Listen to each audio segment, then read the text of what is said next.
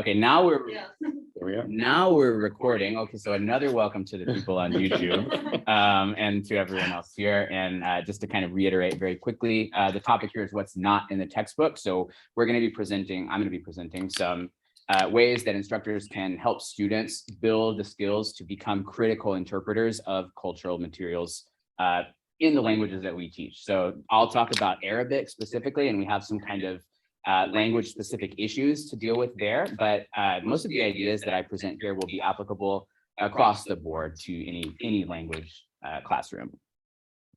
Okay, so before I continue, I'd like to acknowledge that we're meeting on the indigenous lands of Turtle Island, the ancestral name for what is now North America. We need to acknowledge the Alabama Cushara, Caddo, Carrizo, Comecrudo, Coahuiltecan, Comanche, Kickapoo, Lipanapachi, Tonkawa, and Isleta del Sur Pueblo, and all the American Indian and indigenous peoples and communities who've been or have become part of these lands here in Texas. Okay, so just a quick outline of what the presentation will look like. We'll talk about what the state of the field is in studying and teaching and learning Arabic today. We'll talk about our widely adopted textbook and some kind of problems that I am identifying with the uncritical adoption of this textbook. And then we'll talk about how diversity, equity, access, and inclusivity principles can help us find a way forward. So specifically, we'll talk about critical pedagogy and how we can apply some of the principles of critical pedagogy in the classroom. We'll talk about supplementation as a crucial strategy for any kind of cultural education in the classroom, and we'll encourage a critical perspective on classroom texts. And that's how we'll kind of close the presentation today. So the first kind of point that I need to make is students' reasons for studying Arabic. First of all, this is not fixed. This changes over time as any student population would. We see some commonly cited reasons for studying Arabic, and you can see these up here on the slide. Some of these are religious interest. A lot of our students have experience with the Arabic language through the Quran or through Islam or through other religious traditions that also use Arabic. We also have quite a few heritage learners who are learning the language to connect with their family back home or to, have a better sense of identity in their parents' language. A very common, or I should say historically, a very common reason for studying Arabic is an interest in work in the government, interest in military work, and interest in work in international institutions. What I am noticing is that this is becoming increasingly less of a motivation for students who study Arabic. Not to say that there aren't students who study Arabic for the purposes of government work, military work, or work in like international institutions like aid institutions, but I just anecdotally am starting to notice a lot more interest among students in Arab culture, contemporary Arab culture as it appears today and as Arabs practice it in the world. And this tracks with the way that we have been talking about Arabic as a living language spoken by real people out in the world. I'll talk about why this is even a question in Arabic education in a second. But as I'm calling out here, fewer and fewer students are studying Arabic for these government and military purposes. And we're seeing an increase in students who want to engage with Arabic cultural materials on their own terms. They want to make friends in the Middle East, they want to travel there, and for them, these are reasons enough to study Arabic. Just kind of as an aside, these are reasons enough to study French or Spanish or German, right? So why would they not be reasons to study Arabic? So how students study Arabic. If you have ever studied Arabic in the US before, you have definitely heard of this textbook, Al-Kitab fi Ta'allum al-Arabiyyah, which literally is titled The Textbook, the book on teaching Arabic. Now, Al-Kitab, this is not a presentation where I'm denigrating Al-Kitab. I am a fan of this textbook. I believe that most classroom situations should allow, or it should be applicable in most classroom situations. So what is kind of the character of this textbook? First published in 1995 by Mahmoud al-Battal and Kristen Brustad and Abbas al-Tonsi. This is significant because Brustad and al-Battal eventually worked here at UT Austin around the time that the second edition of this textbook was published. The innovation here of the textbook is first that it introduced a communicative approach There were textbooks doing this out there, but Al-Kitab put a lot of thought into the way that they employed the research behind their pedagogical imperatives. And then another innovation of Al-Kitab, and this is not exclusive to Al-Kitab, but it is associated with the textbook, is the integration of formal and colloquial registers. So in Arabic, we have an issue of what is called diglossia, a division between a formal register and a spoken register, a pretty big difference in between those two. So many teachers will view this as a problem or something to overcome, or alternatively, many teachers will only teach the formal and ignore the colloquial variety, right? So this textbook gives instructors materials to be able to teach both the formal and the colloquial and informal variety of Arabic. And I need to note that these are, as of the third edition, or as of the second edition of Al-Kitab, these are two specific language varieties of Arabic. So the Levantine dialect based in Damascus and the Cairene dialect based in Cairo. So this is pretty groundbreaking in Arabic education because for a very long time, Arabic was taught only at the formal level. So reading, writing, and a heavy dependence on the grammar translation method meant that students did not get a lot of experience speaking Arabic. And to speak in formal Arabic is a particular skill that is really not transferable to the street to a large degree. So like I said, Al-Kitab is not always employed with this integrative approach. Many instructors use it to teach only the formal register because it also can be adapted in that way. That's one of its strengths, I think.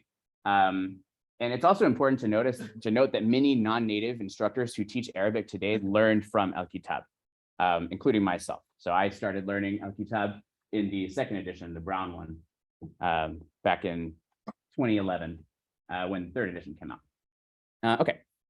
So kind of talking about why this textbook has been so widely adopted. First of all, its pedagogical innovations speak for themselves. So this is a major reason why instructors would want to adopt the textbook, because it integrates the colloquial and the formal registers. At the time of its publication, it was addressing contemporary issues, presenting contemporary technology, and it presented Arabic as a living language rather than just a spoken or just a written language. Anytime we talk about Arabic education in the US, we need to talk about September 11th as kind of a catalyzing event in why students study Arabic here at the university. So obviously after 9/11, there was an increased US focus on critical languages to national security, especially Arabic. So we saw a huge influx in students in the US wanting to study Arabic and a lot more money sent to the Arabic departments. It's not a coincidence, I think, that this second edition comes out in 2004, kind of riding this wave of student interest. And it also introduced the like CD, DVD classic thing that you see in textbooks from around this time. Another reason that this textbook is really widely adopted is that once it started to be adopted in US institutions, international institutions who wanted to take on US students began to adopt the textbook as well. So I've studied from Al-Kitab in all of these institutions, the American University in Cairo, the American University in Beirut, Saifi Institute in Beirut, and Qasid in Amman, Jordan. So it's very, very common to see this textbook used even outside of Egypt or Syria, which are the dialectic focuses of the book. So now we kind of get to one of my main points here in this talk is that widespread adoption of Al-Kitab can mean that students learn the textbook rather than the language that it teaches.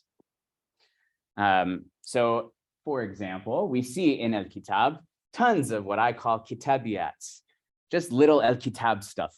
So lots of stories and references and vocabulary that students already joke about. So for instance, it's very classic. If you studied Arabic, you've heard Dhabit Kabir bil Jaysh, right? A big officer. This is a classic kind of running joke among students in the sort of older seeming videos that Al-Kitab or that accompany Al-Kitab. Another kind of common student gripe about Al-Kitab is the vocabulary that it introduces.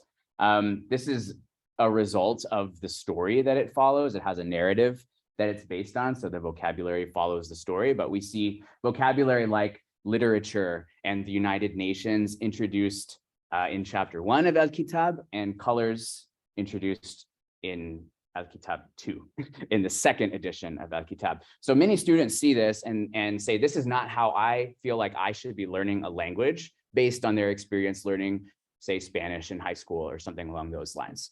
So it can kind of come as a shock to students to have these kind of big abstract themes presented so early in the textbook.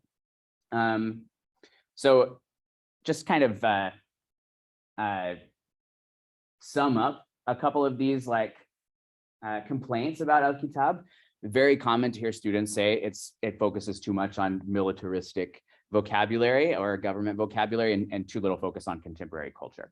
So these student complaints have kind of motivated this presentation because I would like to think about how we can solve this problem, how we can give them both things, how we can also provide the like pedagogically rigorous material that we see in Al-Kitab, while also helping students meet their goals of focusing on contemporary culture. So again, uncritical adoption and use of Al-Kitab can prevent students from developing the skills to interact with authentic materials. So it turns out that students will interact with the textbook, and the textbook becomes the ultimate source of information about the language, right? So when students interact with Arabic, they're not necessarily interacting with Arabic itself, but rather interacting with Al-Kitab as an expression of Arabic. So this can also happen when the instructor becomes the ultimate source of information about the language, right? So what we want to do is shift the focus from the textbook and from the instructor onto the student, right? The student is also capable of acquiring information on their own without the observation of the instructor. Yeah, really what I want to do here with this presentation is offer a couple of suggestions on how to do this, how to provide students the tools to interpret culture and find cultural materials on their own. One way we can do this is by thinking critically about how we use Al-Kitab in the Arabic classroom. And this is applicable to any textbook really, but especially to these kind of widely adopted texts where the text itself becomes the language for many students. Yeah, and I think it's also important to note for instructors like myself, former assistant instructor, not an assistant professor, yeah, I wish, is that Al-Kitab is not going anywhere anytime soon. It's so widely adopted, so successful, and so kind of rooted in the way that people talk about Arabic in the United States that we have to adapt to this. And especially when we don't have any decisions or we don't make any decisions at the curricular level, so many of us in this room kind of have that experience, right? So we don't get to pick what text we use. One way that we can kind of get around this and help students to meet their goals is by supplementing the textbook. So yeah, actually I'm going a little out of order here, sorry about that. But the point that I'm trying to make here is that language as a closed system leads to what we call the banking model of education, right? If we see the textbook as the only source of information or the instructor as the only source of information, we get this scenario where the teacher is just filling the students' heads with little bits of information and the student just passively receives them, takes a test at the end, and that's how we learn.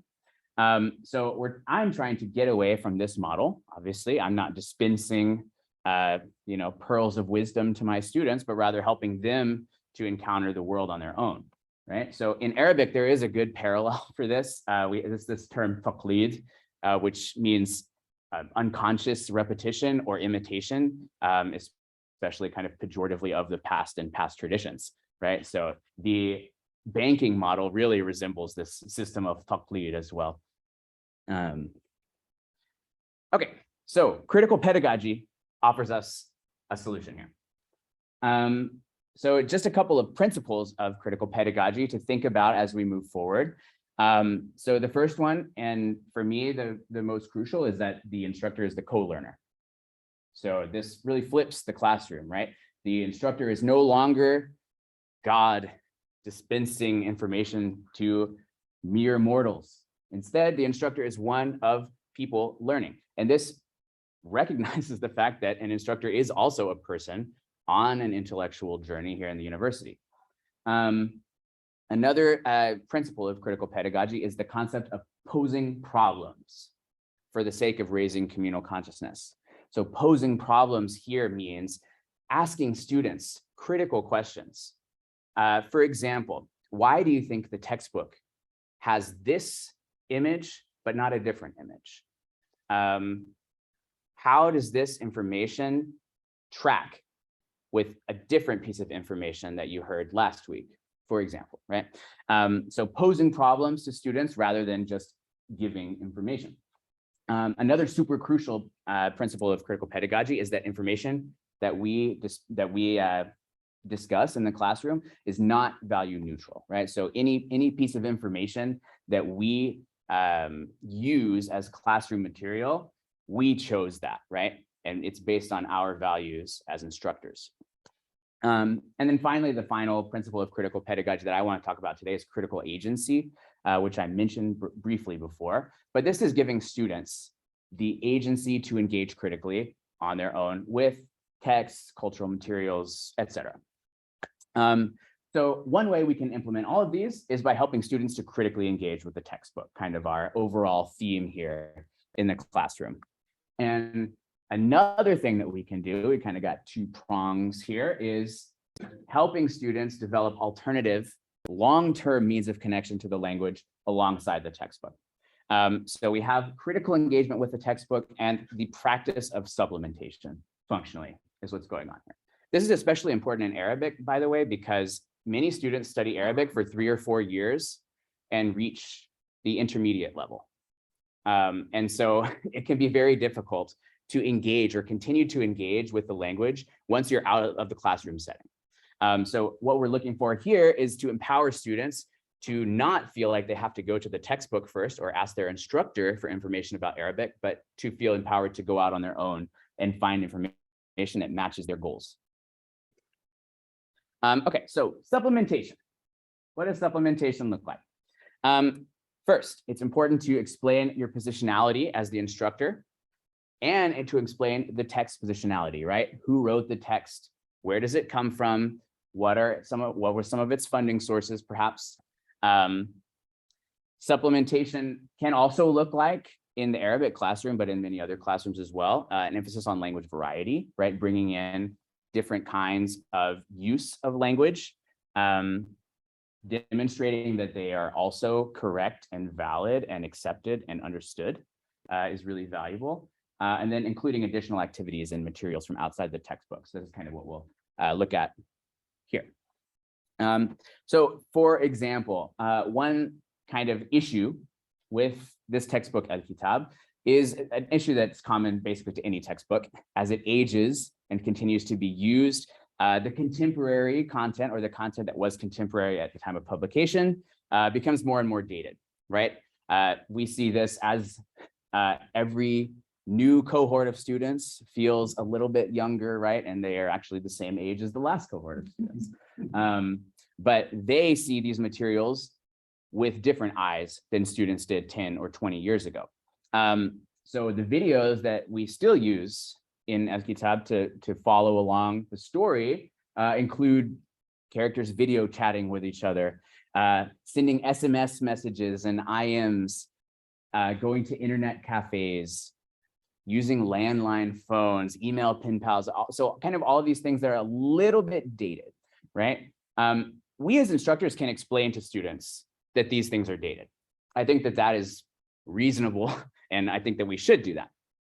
However, I think it's more effective to show students examples of the ultra contemporary, to show students that Arabs are using technology in the same way that they are.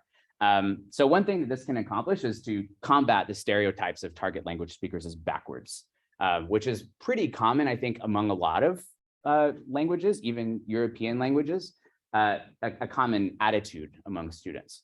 So another thing that this can do is to decenter the textbook as the source of Arabic knowledge, right? And to decenter the instructor as the source of Arabic knowledge. So now what is the source of Arabic knowledge?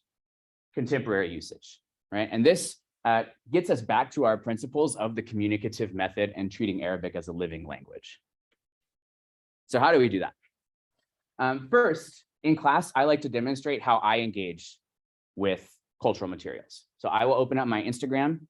I will show students how I navigate between pages. I will read the comments on a photo, demonstrate to students where I'm going with that. I also do this with all of these other things, when there's time in the classroom. So social media, for example, we know students use social media, most of them, right? TikTok, Instagram, and Twitter, super common. So one thing that we can suggest to students to do in order to supplement what they see in the classroom or in the textbook is to follow accounts on social media that meet their needs or that match their interests, right? So many students, let's say they're interested in fashion design or engineering or marketing or something along those lines. All of this is out there being used in the world on social media. So following accounts will let the algorithm do the work for them and exposing them to varieties of language, right? We can also encourage them to explore personal interests on just regular websites. YouTube, Reddit, Wikipedia are all very, very robust sources of Arabic usage. So encouraging students to use Arabic in the same places that they use English is another way to kind of digitally immerse students in the language. And then finally, my favorite way of supplementing culture, music, right? So you can encourage students to find music that resembles the music that they like. This can also help students to learn colloquial syntax, right? So this is just another way of helping to supplement what the textbook presents. And I do this just kind of anecdotally at the beginning of class. Every class, I'll play a different music video and then talk a couple minutes about the context of the music video, right? So that is also a really important piece of this. Okay, so it's great to encourage self-exploration, and we'll kind of talk about that a little bit more. But we can also kind of point students in certain directions in class. So in order to be able to do this, we need time, right? So that's why I would suggest to any curriculum designer to consider building an instructor's choice free day in every unit that you plan for. So this gives instructors the opportunity to supplement the textbook in a way that fits their students' needs, right, in each individual classroom.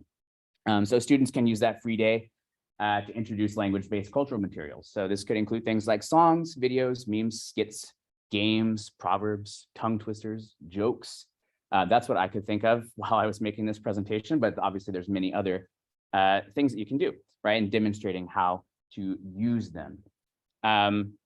So obviously this is not just frivolous work, right? We want the culture that we teach the students to also kind of reinforce what they're learning in other places. And this is how all classroom instruction should work. It should be building on prior knowledge, right? So we want cultural materials that will reinforce things we've seen before: grammar, contextual lessons, and vocabulary from class. And then another really important thing to keep in mind while we're supplementing culture and choosing cultural materials is that we can help our students develop positive understandings of the diversity of the Middle East by showcasing cultural materials from marginalized voices, right? So in the context of the Arabic language, this would include dialects for sure: Moroccan, Sudanese, Algerian Arabics, female cultural actors, of course, the LGBTQAI+ community in the Arab world, which is robust and growing, Black Arabs, and minority communities in Arab countries, whether they're producing in Arabic or some other language. This is also useful to understand the current state of Arabic today. Okay, so let's bring all this back to what it means to criticize the textbook or to have a critical perspective on the textbook. So as I said, this is not denigrating the textbook, and I love Al-Kitab. If you're listening, Mahmoud, I love it. But this is modeling a critical approach to the instructional materials, which I think is justified in every language teaching scenario. So some examples of this can be showing students examples where there are flaws in the textbook, where the instructor maybe doesn't agree with how the textbook has presented something. This helps the students to see that the instructor is a co-learner. Another thing that we can do along these lines is encouraging students to think about areas of bias in the textbook. It's not saying the textbook is biased, go find where it's biased, but instead encouraging students to interpret that material on their own, to come to their own conclusions about it. This will also help to foster critical thinking skills and the concepts of nuance and complexity, right? Another way that we can supplement, have a critical perspective on the textbook is by incorporating students' experiences with the language that don't come from the textbook. So this is particularly relevant in the case of heritage learners. Many of them have experience with Arabic at home, but more and more actually students are starting to study Arabic before they come into Arabic 1. They're starting to look on Duolingo, YouTube, those kinds of things. And I think this just kind of goes to show that students are interested in Arab culture more and more as we go along. And another thing that this can do is emphasize the depth and breadth and variety of the language to students. That's something that they may not get in one textbook. So I just want to close with a little anecdote about how this worked for me. So this is the textbook that I learned Spanish from in high school. And in the textbook, it gives an example of vocabulary as que chévere, how awesome. So in San Antonio, I learned this word, and then I immediately went out to my Spanish-speaking friends, and I said, que chévere. And they said, what? What is that? That must be Spain Spanish or something. So I went to Spain and I said, que chévere. And they were like, what? That must be Mexican Spanish, right? So it was a very confusing time for me navigating this process. However, I also could recognize that the textbook itself didn't apply to the Spanish that I saw and heard around me, right? So there's a couple of ways that we can interpret that, right? There's the possibility of saying, oh, well, the textbook must always be right, and my friends are wrong, and they don't really know Spanish, and the textbook has the correct Spanish. Or we can say, maybe the textbook may have some things that are not applicable to our current situation, and it may have other things that are applicable to our situation, right? So by kind of grappling with this question of where do I use que chévere and how do I say how awesome otherwise, really fostered a sense of critical agency and individualized exploration in me. I wanted to know why que chévere was in the textbook and why my friends never said it. So just by introducing this idea that the textbook is not the end all be all of the language can help students to contextualize it and think about it in a healthy way. So kind of some takeaways, and I hope you guys enjoy my little pun here. The textbook is not infallible, right? We know this to be true in any case, and this makes sense to us, but often we treat the textbook as if it is infallible because the students get their information from it, right? So important to remember, not infallible. Second, to learn a contemporary language, we need to seek multiple sources of knowledge about the language, right? It can't just be your instructor or your textbook. Multiple sources of knowledge will give you a lens on how the language is used today. And this is especially true in a language as diverse as Arabic. And kind of our last takeaway here is that this process of teaching students to supplement the textbook and critically contextualize it supports this goal, and it fosters critical agency among student populations. So I believe with that, I will close and ask for any questions. I trouble you to mute one more time. Certainly. Negotiate. Light back on there. Garrett, I'm going to just take the opportunity first to thank you so much for this. And yes, we do have time for questions. I'm hoping that we'll get questions both from around the room as well as on Zoom. But as a textbook writer myself, I want to throw out just this idea, hopefully soon retiring textbook writer myself. is a question I've struggled with a lot in the last 10 years. And that is, what is the future of the textbook itself in a 20s, 30 classroom in language? Because what you've described is beautiful, brilliant. I think it's addressing not just pedagogical issues, but DIA issues and kind of good issues of social justice in our language classrooms. It's all wonderful. But are we just kind of requiring instructors to rewrite the textbook every time they teach a language, which begs the question, then why do we have a textbook at all? So your take on, what do you see, since by the time you'll get your PhD soon in the next couple of years, what should a textbook look like by the end of the 2020s? Yeah, that's a great question. So the textbook that we have today very much resembles the textbook of 1995 in a lot of ways. So I do think that there is a role for kind of standardized materials in classrooms. At the same time, I do think that like the instructor has a responsibility to provide students with accurate materials that reflect contemporary usage of the language if you're teaching the language as a modern living language. So that does mean that the instructor has a little bit more responsibility to find and create materials. Even grad student instructors like should be doing this, I think. And I guess to kind of answer your question, like the Jetsons textbook or whatever, it won't be a physical textbook anymore. Hopefully it will be open source, but I'm not optimistic about that. It does kind of seem like we're headed for a future of like increasingly fractionalized and marginalized materials, which I think could break this problem of like hegemony in approaches to Arabic or languages in general. But I do think that we will continue to have publications of standardized materials and that people will continue to use them. So the most important thing, and I just like to reemphasize this, is to take the text that you use and to apply it critically. So any textbook, you could use a textbook from the 1800s to teach Arabic as long as you're using it critically. Okay, questions from the room, and maybe Garrett, you could repeat them just for the benefit of the. Yes. Yes, Andrew, sorry. Especially in the three language classes, what do you see as the relationship between these materials outside of the textbook and assessment?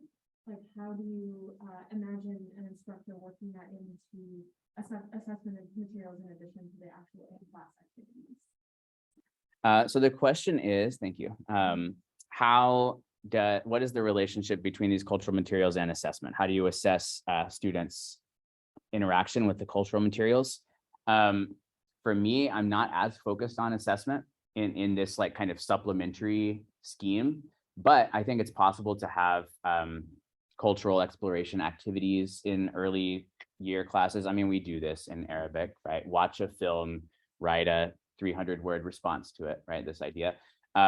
So encouraging students to explore their own interests or the reasons that they're studying Arabic in the first place. This is maybe one way that we could integrate the like supplementary cultural materials into early language classes. Yeah. We have any questions from Zoom?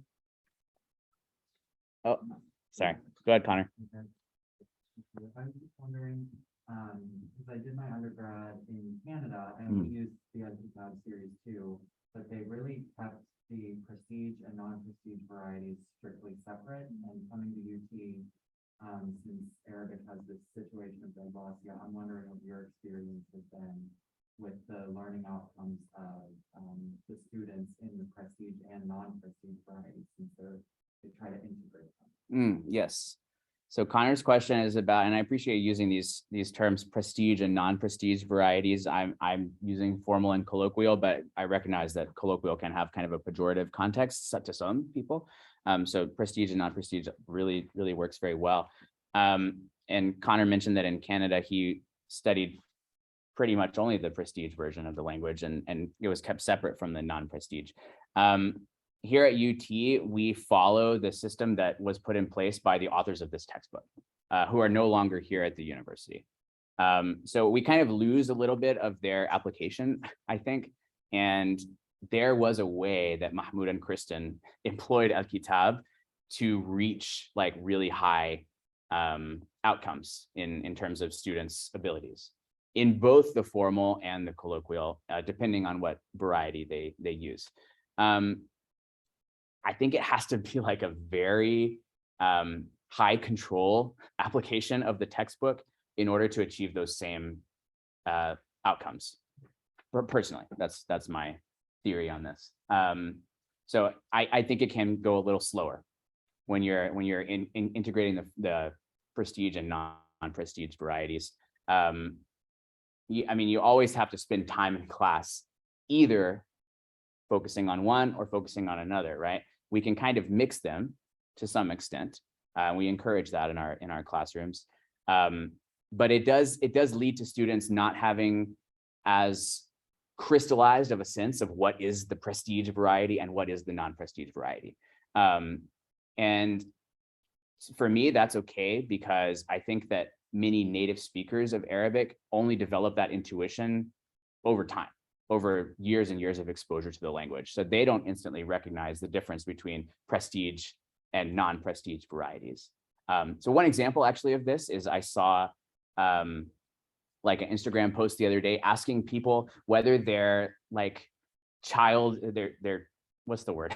Their young siblings or children had watched cartoons in Arabic, which cartoons in Arabic are generally in the prestige variety, in the formal variety.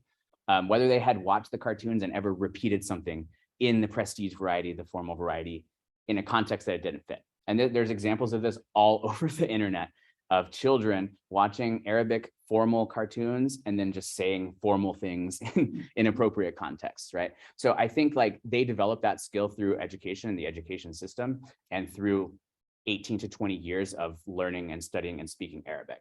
And so to expect our students to see that distinction right away, I think is a little bit of a pipe dream. Yeah. We have a question from Mohammed Aziz. Yeah. Okay. Hi, Mohammed. Hi. So assuming that we don't have textbooks and we teach like from the internet or from the, what you just said, like how do you ensure that students develop the vocabulary in drills and then repeated so that they won't forget them? Because if you don't do that, like in a systematic drills, and then they see them in textbooks, it will be like random teaching and learning. And textbooks usually have that idea of developing the vocabulary of students, and they keep like, acquiring these vocabulary and then repeating them. If you go away from textbooks, we always do. I mean, here we do Al-Kitab as well, but there is a significant supplementary material.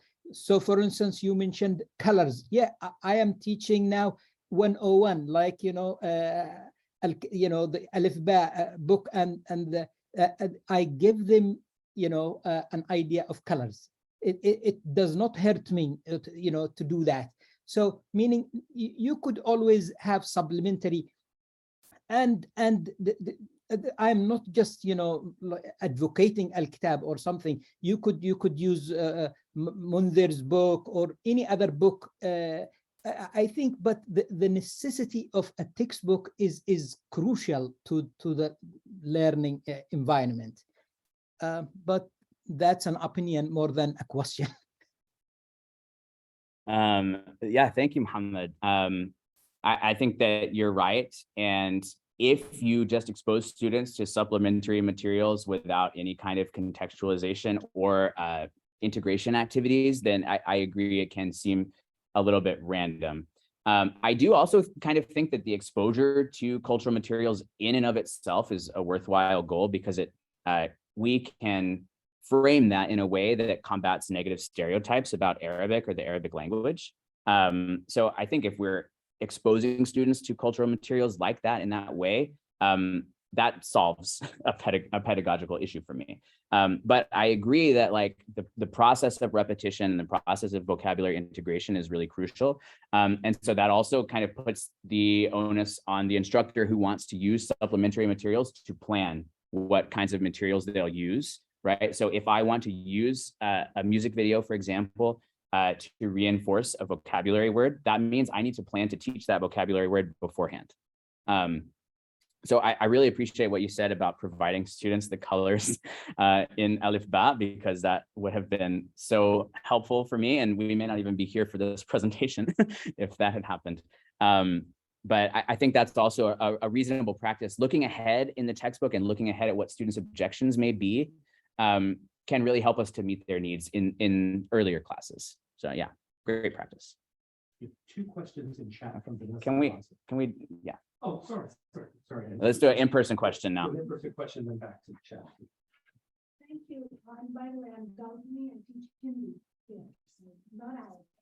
But thank you for a wonderful presentation, bringing up all these great, very important points about textbooks and just teaching, and including supplementary materials of contemporary life. Kind of 2 questions here. I love the idea of the critical engagement with the text that we have. I don't have a text to qualify. We are small enough. The Hindi teaching community, there are a few textbooks out there. I don't like any of them. And I think the way to go in the future, to answer your question, is the factionalization. With open educational resources, it's very easy to do that. So that's basically what I love doing. But it is a lot of work, but it's very rewarding. I would like to hear your students. What is the feedback you have received from students when you get them to critically engage with the textbooks? And also the other point is you talked about the students realizing you are a co-learner. Have you thought about maybe the next step is to use the students as partners in, because that is what I have learned about doing, getting them to partner in what exactly they want to be learning, and you can start that with social justice right from 101. So you will take from there. Yeah, thank you. So the question was about, can you rephrase the second question? Okay. Feedback. What was the reaction? What is the student feedback on it? And then using students also not just you being a co-learner, but they being partners in shaping. Yeah.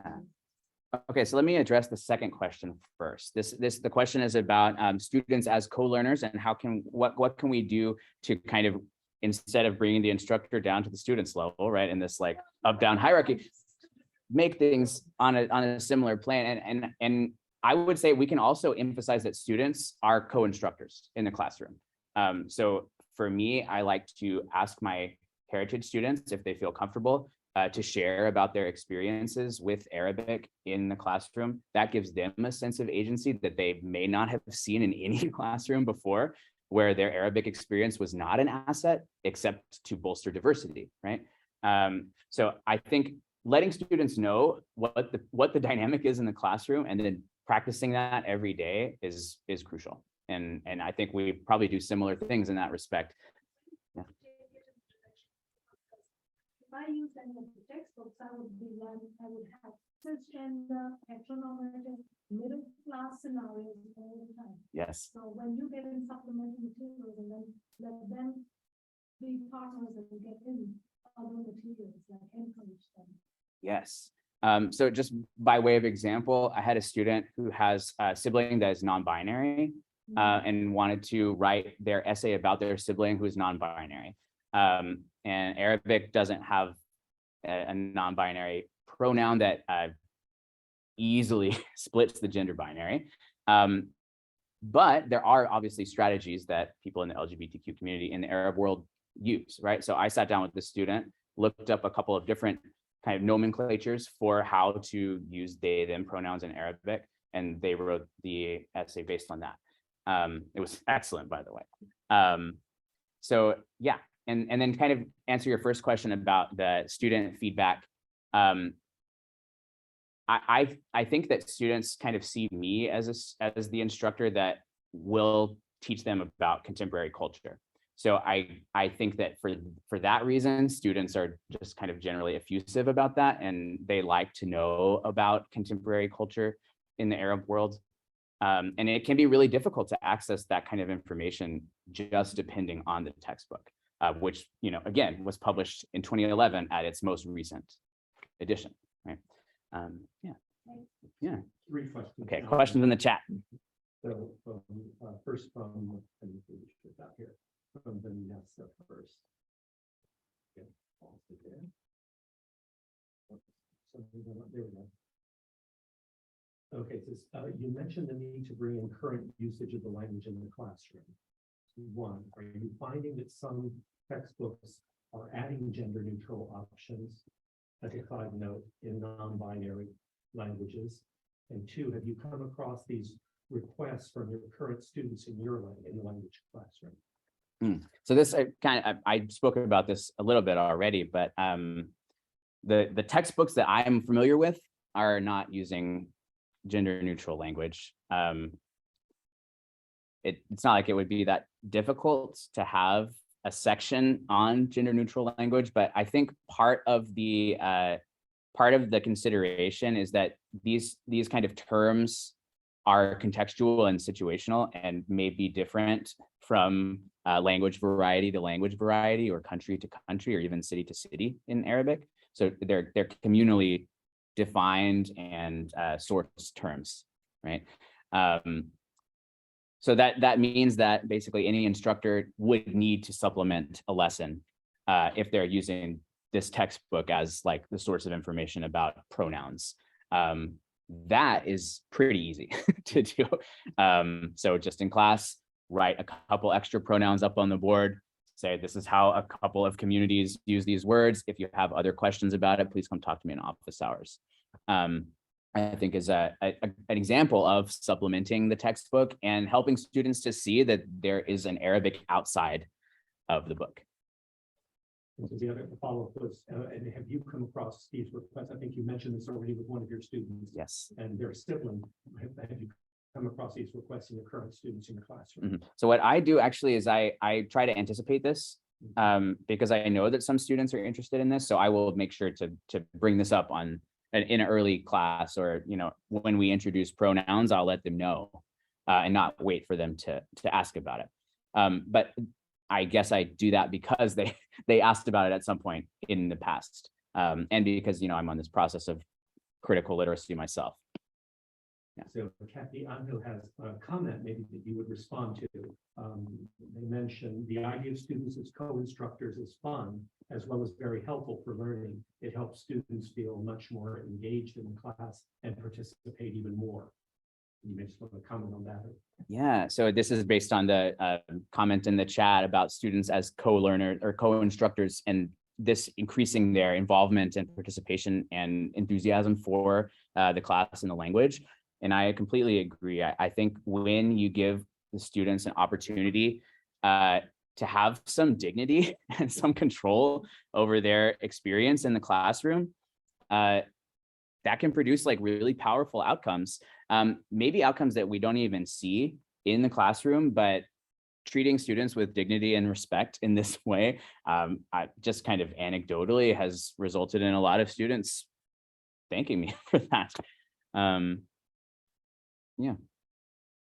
Anybody have anything that they want to add about students as co-instructors? Maybe co-instructors in this classroom, we could chip in if we want. That's the way to go. It is. Something that I have worked very hard in. Mhm. I use former students. I got former students, I got in because I wanted to know if I don't have textbook and I'm coming up with materials, as you said, some of my biases. Yeah. And it's my age group. So it's very important to get the pulse of what's happening right now. Come up with topics and then You are the one who comes up with new tools. You're doing great work. Thank you. Thank you. So the point is, you are the one who comes up with the topics that your students engage with. So it's important to keep a finger on the pulse of what's going on today in the language, right? And as we get older and teach more, that gets harder and harder. So it's important for us to be proactive about staying in touch with how the language is spoken today and used. Yeah, question from Epec, yeah.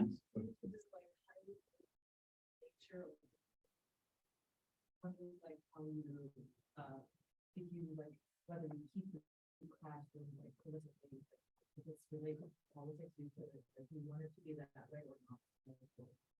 Yeah. Do I want the classroom to be a political space? So I mean, one thing that's great about language is that you can always make it about the language, right? You can always make it linguistic. So when we talk about politics, we can talk about that like from a linguistic standpoint, right? Like what is the politics of Israel and Palestine, right? We're not going to be discussing that in class or having a debate or something along those lines. But we can get at those issues from other ways, right? So maybe like a poem by a Palestinian writer, or like engaging with any of these kind of cultural materials from like a textual perspective or like as language phenomena, I think helps us to like avoid the problem of contentious classrooms. But like kind of to answer your question, like I don't think the classroom should necessarily be an apolitical space because as I said, no information is valued neutral, right? So I think that's kind of tilting at windmills, you know. We were hitting the hour mark again. One last round here of applause. Thank you so much. Thank y'all. Thank you.